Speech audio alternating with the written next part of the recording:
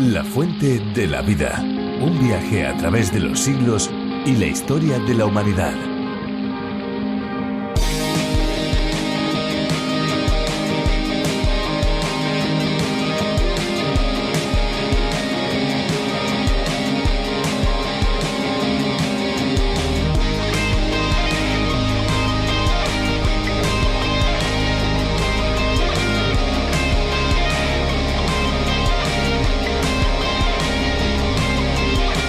Se hace necesario reflexionar en nuestro consumo responsable de agua. ¿Sabían, por ejemplo, que para fabricar tan solo un rollo de papel higiénico se necesitan 140 litros de agua? Curioso, ¿verdad? Completamente impresionante. No deberíamos desperdiciar el agua, ya que la vida sin este bien natural sería insostenible. Por eso es necesario poner en práctica los consejos que desde las diferentes instituciones nos proponen para que el uso del agua sea responsable. Hola amigos, un saludo a todas las personas que nos escuchan, sean del país que sean, porque La Fuente de la Vida es un programa internacional. Sí, lo han oído bien, internacional. Aunque aquí tengamos acento español, contamos con oyentes desde Latinoamérica, Estados Unidos e incluso de otros países donde la lengua castellana no es muy hablada. Y esto es posible gracias a que en 1969 el creador del programa John Vernon McGee se diera cuenta del increíble poder y alcance que la radio tenía para poder enseñar la Biblia a todo el mundo. Eso fue durante una visita a la emisora Radio Transmundial en la caribeña isla de Bonaire. Desde hace años también tenemos una versión específica para España en las voces de Virgilio Bagnoni y Benjamín Martín, producida primero por Evangelismo en Acción y hoy en los estudios de Radio Encuentro, que es parte de Canal de Vida, Radio Transmundial en España. Cuando Jacob lucha con el ángel en aquel lugar denominado Peniel. Precisamente Peniel significa vi a Dios cara a cara y salí con vida. Las diferentes disciplinas del arte han recogido este momento como uno de los más significativos en la vida de Jacob. Pero ¿qué dice la Biblia y qué significa ese instante de la vida de Jacob? Pues nos vamos a acercar hasta el capítulo 32 del libro de Génesis. Estemos atentos porque estamos seguros que hay mucho que aprender, y no solamente para nuestro conocimiento personal, pero también para la vida práctica. Pues vamos adelante con la exposición que Virgilio Bagnoni nos ha preparado para hoy. La fuente de la vida. Capítulo 32 del libro de Génesis. Hay en la Biblia capítulos especialmente importantes y este es uno de ellos porque relata el momento culminante en la vida de Jacob. Podríamos decir que es el punto de inflexión de su vida. Sin embargo, de ninguna manera podríamos considerarlo como el momento de su conversión, porque a pesar de que era un hombre dominado por su naturaleza material, aún así era un hombre perteneciente a Dios, aunque a veces no mostró evidencias al respecto, excepto vagamente en algunas ocasiones en que Dios se le apareció y él reaccionó.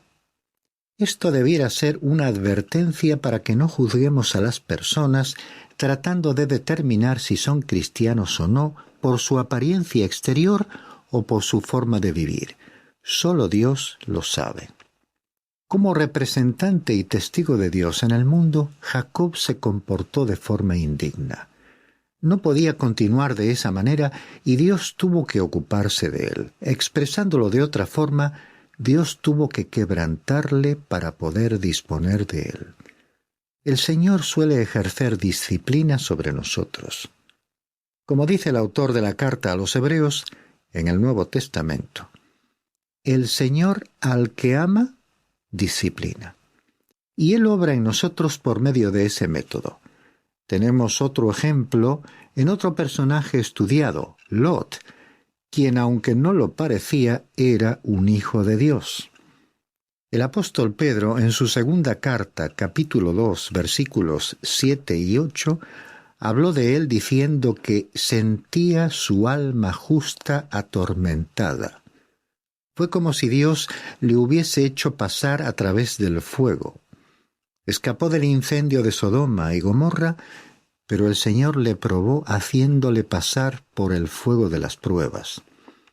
En el caso que nos ocupa, en la experiencia de Jacob, le llevó un período de 20 años vivir un duro proceso en que Labán abusó de él y que Dios permitió para transformar su carácter. Este capítulo 32 nos acerca al momento crítico en que Dios iba a tratar con él de una manera especial para convertirle en un digno representante suyo.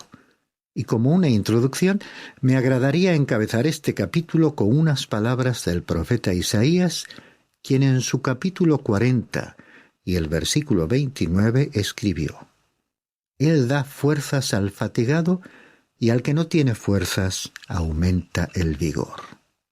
Leamos los versículos 1 al 5 para comenzar a considerar la crisis en la vida de Jacob. Y cuando Jacob siguió su camino, los ángeles de Dios le salieron al encuentro. Y al verlos, Jacob dijo: Este es el campamento de Dios. Por eso le puso a aquel lugar el nombre de Mahanaín. Entonces Jacob envió mensajeros delante de sí a su hermano Esaú, a la tierra de Seir, región de Edom, y les dio órdenes, diciendo: Así diréis a mi señor Esaú: Así dice tu siervo Jacob: He morado con Labán, y allí me he quedado hasta ahora. Tengo bueyes, asnos y rebaños, siervos y siervas, y envío a avisar a mi señor para hallar gracia ante tus ojos. Dios estaba comenzando a intervenir directamente en la vida de Jacob para llevarle a experimentar una etapa fructífera en la que él llevase a cabo un servicio vital y de testimonio para la causa de Dios.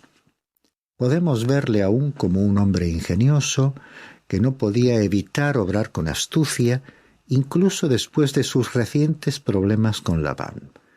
Estaba regresando a su tierra y recordaba la última vez que hacía ya 20 años había visto a su hermano Esaú, cuando éste se desahogaba amenazándole. ¿No resulta ahora sorprendente verle expresarse de esta manera, llamando a su hermano mi señor Esaú, y refiriéndose a sí mismo como tu siervo Jacob? Este no era antes su lenguaje, cuando había manipulado la obtención del derecho de primogenitura y robado la bendición. Quizás había aprendido algo de sus experiencias dolorosas en casa de Labán. Dice el versículo 6: Y los mensajeros regresaron a Jacob diciendo: Fuimos a tu hermano Esaú, y él también viene a tu encuentro, y 400 hombres con él. Este mensaje debió aterrorizarle, ya que no sabía el significado de semejante despliegue.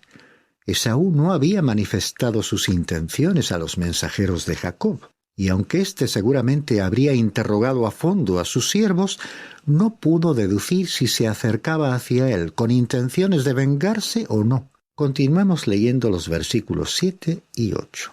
Entonces Jacob tuvo mucho temor y se angustió, y dividió la gente que estaba con él, y las ovejas, las vacas y los camellos en 2 campamentos, y dijo: Si Esaú viene a un campamento y lo ataca, entonces el campamento que queda escapará. Considerándose en una mala situación, distribuyó a su gente en la mejor situación defensiva posible. Observemos cómo clamó a Dios en su aflicción, leyendo los versículos 9 al 12.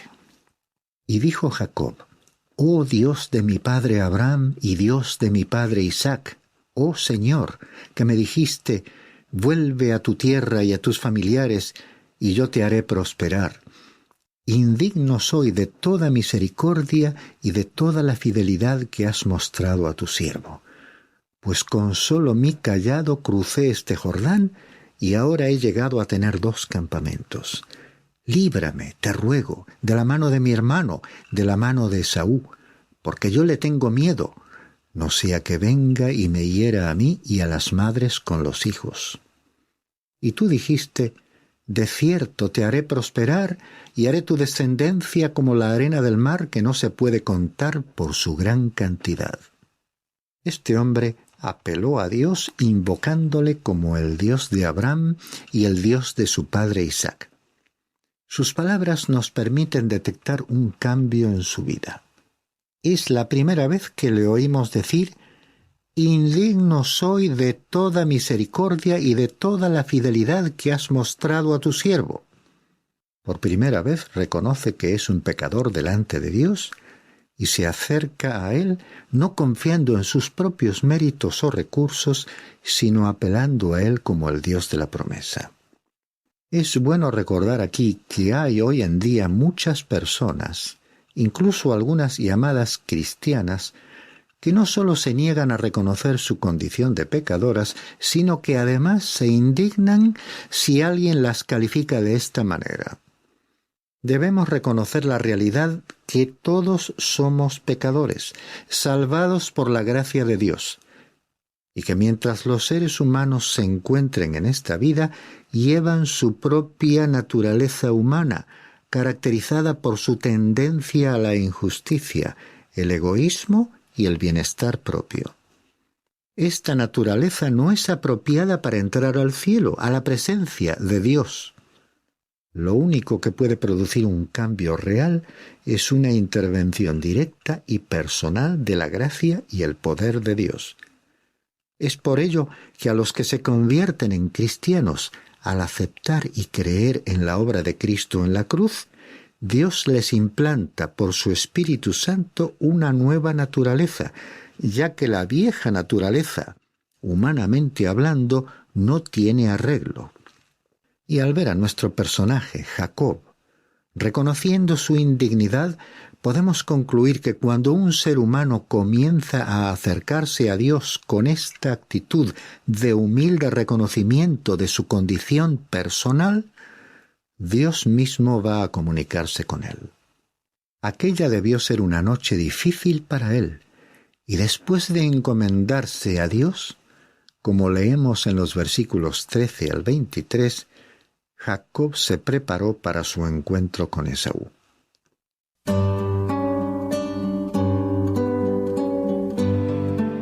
Y pasó la noche allí. Entonces de lo que tenía consigo escogió un presente para su hermano Esaú: 200 cabras y 20 machos cabríos, 200 ovejas y 20 carneros, 30 camellas criando con sus crías, 40 vacas y 10 novillos, 20 asnas y 10 asnos. Y los entregó a sus siervos, cada manada aparte, y dijo a sus siervos: «Pasad delante de mí y poned un buen espacio entre manada y manada». Y ordenó al primero diciendo: «Cuando mi hermano Esaú te encuentre y te pregunte diciendo: ¿de quién eres y a dónde vas? ¿Y de quién son estos animales que van delante de ti?, entonces responderás: son de tu siervo Jacob. Es un presente enviado a mi señor Esaú, y he aquí él también viene detrás de nosotros». Ordenó también al segundo y al tercero y a todos los que iban tras las manadas, diciendo: «De esta manera hablaréis a Esaú cuando lo encontréis, y diréis: he aquí tu siervo Jacob también viene detrás de nosotros». Pues dijo: «Lo apaciguaré con el presente que va delante de mí, y después veré su rostro, quizá me acepte». El presente pasó pues delante de él, y él durmió aquella noche en el campamento. Y aquella misma noche se levantó y tomó a sus 2 mujeres, a sus 2 siervas y a sus 11 hijos, y cruzó el vado de Jaboc. Los tomó y les hizo pasar el arroyo, e hizo pasar también todo lo que tenía.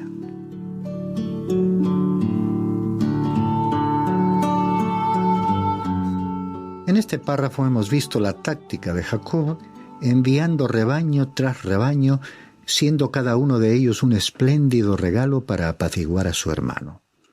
Acababa de orar a Dios, recordándole que él le había pedido que regresase a su tierra y pidiéndole protección. Pero realmente aún no había aprendido a confiar en Dios. Por ello continuó haciendo sus propios preparativos. Me temo que con frecuencia ante situaciones difíciles nosotros obramos de la misma forma. Al orar mencionamos a Dios nuestras cargas o preocupaciones, y apenas acabamos de orar volvemos a colocar cada una de nuestras cargas sobre nuestras espaldas y proseguimos nuestro camino soportando su peso. Realmente no confiamos en Dios como deberíamos confiar. Aquella noche Jacob vivió la gran experiencia de su vida. La tierra por donde cruzó el arroyo de Jaboc estaba deshabitada. En su soledad estaba lleno de dudas y temores. Sus acciones del pasado se volvían ahora contra él. Había tratado mal a su hermano Esaú. Dios nunca le había dicho que obtuviese el derecho de primogenitura y la bendición correspondiente de la manera que lo hizo. Dios mismo se habría encargado de entregarle todo aquello. En aquella noche, Jacob hizo pasar todo lo que tenía a la otra orilla del arroyo de Jaboc, quedando él solo del otro lado. Así, si su hermano Esaú llegaba, podría matarle a él, pero su familia quedaría a salvo. En los versículos 24 al 26 veremos el relato de un extraño e inesperado acontecimiento, pues un hombre luchó con Jacob en Peniel. Dice el versículo 24. Jacob se quedó solo, y un hombre luchó con él hasta rayar el alba. Cuando vio que no había prevalecido contra Jacob, le tocó en la coyuntura del muslo y se dislocó la coyuntura del muslo de Jacob mientras luchaba con él. Entonces el hombre dijo: «Suéltame, porque raya el alba». Pero Jacob respondió: «No te soltaré si no me bendices». Ante este incidente de la lucha quisiera aclarar algo. Se ha dicho siempre que en esta ocasión Jacob luchó. En realidad, Jacob no deseaba luchar con nadie. Acababa de dejar atrás a su tío Labán, que no le había mostrado precisamente buenas intenciones, y ahora, frente a él, se acercaba su hermano Esaú. Verdaderamente, Jacob no estaba en condiciones de competir con nadie. Estaba, como vulgarmente se dice, entre la espada y la pared, y no sabía hacia dónde dirigirse. Acorralado de esta manera, no creo que hubiera deseado enfrentarse con un tercer adversario. Aquella noche, lejos de querer enzarzarse en una lucha, había deseado quedar completamente solo. Y surge lógicamente la pregunta: ¿quién fue aquel que luchó con Jacob? Ha habido muchas especulaciones sobre su identidad. Yo creo que aquel personaje no era otro que el Señor Jesucristo en una aparición previa a su llegada a este mundo. Hay evidencias para ello en el libro del profeta Oseas, capítulo 12, versículos 2 al 5, que dicen lo siguiente: «El Señor tiene también contienda con Judá, y castigará a Jacob conforme a sus caminos, conforme a sus obras le pagará. En el vientre tomó a su hermano por el calcañar, y en su madurez luchó con Dios. Sí, luchó con el ángel y prevaleció, lloró y le pidió su ayuda. En Betel le encontró, y allí él habló con nosotros. Sí, el Señor, Dios de los ejércitos, el Señor es su nombre». El veterano Jacob no era el tipo de persona que se daba por vencido fácilmente.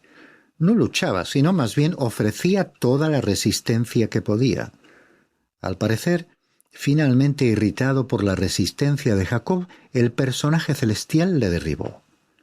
Esta lucha era como un símbolo de toda la vida de Jacob, siempre afanándose y luchando por sus propios medios y fuerzas para obtener lo que Dios de todos modos le habría proporcionado. Aquella noche habrá aprendido que no se consigue nada de Dios luchando y resistiendo, sino más bien cediendo, rindiéndose y aferrándose a Él. El antiguo patriarca Abraham había tenido que aprender lo mismo, y cuando creyó realmente a Dios, Él le consideró una persona justa. Porque cuando se vio en una situación desesperada, en el límite de sus fuerzas, se aferró a Dios con todas sus fuerzas. Pero prosigamos nuestro relato leyendo el desenlace en los versículos 27 al 31, después del cual el nombre de Jacob cambió a Israel. Dice el versículo 27. Y él le dijo: ¿Cómo te llamas? Y él respondió: Jacob. Y el hombre dijo: Ya no será tu nombre Jacob, sino Israel, porque has luchado con Dios y con los hombres y has prevalecido. Entonces Jacob le preguntó y dijo: Dame a conocer ahora tu nombre. Pero él respondió: ¿Para qué preguntas por mi nombre? Y le bendijo allí. Y Jacob le puso a aquel lugar el nombre de Peniel, porque dijo: He visto a Dios cara a cara, y ha sido preservada mi vida. Y le salió el sol al cruzar Peniel, y cojeaba de su muslo. Es interesante que Dios tuvo que inutilizarle para vencerle. Como era típico en él, no se daba nunca por vencido. Quizás conocía algunas maneras de inmovilizar o controlar al adversario y pensó que podía acabar venciéndole. Finalmente se dio cuenta de que no podría vencer, aunque continuaba tenazmente sin rendirse. Dios ciertamente podría haber doblegado con su fuerza muy superior la fortaleza física de Jacob, pero ello no habría doblegado su voluntad. Por eso Dios tuvo que tocarle con su poder en la coyuntura de la cadera. Un toque del dedo de Dios y este hombre quedó imposibilitado para continuar resistiendo. ¿Y por qué se dice que Jacob había luchado con Dios y con los hombres y había prevalecido? Lo de los hombres podríamos entenderlo, pero lo de Dios. Esto no se refiere a la lucha y resistencia física de Jacob, como si él hubiera superado a Dios en la contienda, pues Jacob no podía ni siquiera mantenerse en pie. Y de aquel encuentro le quedó una señal física indeleble que para nosotros sería como un signo de debilidad, pero para él sería una señal de bendición y fortaleza. La actitud de Jacob, que es honrada en este pasaje, no se refiere a su empeño en la lucha, sino que se refiere a su búsqueda de Dios, a su encuentro con Él y a la bendición de Él recibida. Y en cuanto al cambio de nombre, en un sentido espiritual, ya no sería Jacob, el nombre que llevaba el engañador, el usurpador. Su nuevo nombre, Israel, que posiblemente significa Dios lucha, manifestaría un nuevo carácter en la vida de este hombre. Sus esfuerzos procurando conseguir algo y su lucha habían terminado. Desde aquel momento iba a comenzar a mostrar un carácter y una naturaleza espiritual de dependencia de Dios. Ello no ocurriría inmediatamente, pues en el futuro caería con frecuencia en sus viejos hábitos. Pero a partir de aquella noche iba a iniciar un período progresivo de cambios. Más adelante, al final de su vida, le veremos con un sólido carácter de fidelidad y fe en Dios. En el Nuevo Testamento tenemos otro ejemplo de un descendiente de Jacob que llegaría a ser el apóstol Pablo. En el capítulo 7 y versículo 19 de su carta a los romanos nos habló de su lucha personal para vivir la vida cristiana. Pues no hago el bien que deseo, sino el mal que no quiero, eso practico. Él descubrió que su vieja y humana naturaleza no era buena, y más bien le impulsaba a resistir a Dios que a complacerle. Pero también se dio cuenta de que había fortaleza y poder en su nueva naturaleza espiritual. En la misma carta y capítulo que hemos citado, exclamaba en el versículo 24: «Miserable de mí, ¿quién me librará de este cuerpo de muerte?». Pero un sentimiento de victoria le hizo concluir: «Gracias a Dios por Jesucristo, Señor nuestro». Al haber tenido un encuentro y experiencia personal de relación con Jesucristo, el apóstol Pablo alcanzaba su victoria personal sometiéndose al Espíritu Santo. Y así venció Jacob. Alcanzó la victoria no por luchar ni resistir, sino paradójicamente por entregarse, por rendirse ante Dios. Y tomemos debida nota de esta lección de la vida de Jacob. Después de todo, el apóstol Pablo también nos recordaba que las experiencias de Jacob y de muchos otros han quedado registradas en la Biblia como ejemplo para nosotros.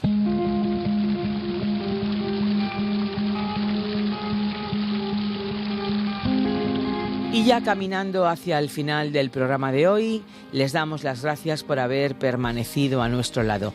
Creo que ha sido bueno escuchar la palabra de Dios y entenderla en nuestro propio idioma, ¿verdad? Pero aunque estamos en la recta final del programa, también queremos cumplir con la promesa que les hacíamos al principio, darles nuestros datos de contacto. Pueden descargarse nuestras aplicaciones a través de la Biblia y RTM 360. Están a su disposición. Y para aquellos que utilizan las redes sociales, les invitamos a seguirnos por Facebook. Simplemente nos tienen que buscar. Si desean contactar con nosotros, nuestros números de teléfono son el 91 422 0524 y el 601 20 32 65. Recuerden que si llaman desde fuera de España, deben pulsar el prefijo más 34, 91 422 0524 y 601 20 32 65. Si desean enviarnos un correo electrónico, lo pueden hacer a info@radioencuentro.net, info@radioencuentro.net. Envíennos sus preguntas, sus sugerencias, sus inquietudes. Incluso si ustedes no estuvieran de acuerdo con lo que han oído hoy, por favor, escríbanos, cuéntenoslo, info@radioencuentro.net. Les invitamos también a visitar nuestra web lafuentedelavida.com o bien a descargar la aplicación La Fuente de la Vida, que se puede encontrar con el nombre A Través de la Biblia. Siga con nosotros en este viaje apasionante por la palabra de Dios. Y así, ya les digo adiós, pero me gustaría que cada uno de ustedes que hoy nos ha acompañado recuerde siempre, siempre, siempre que hay una fuente de agua viva que nunca se agota. Beba de ella.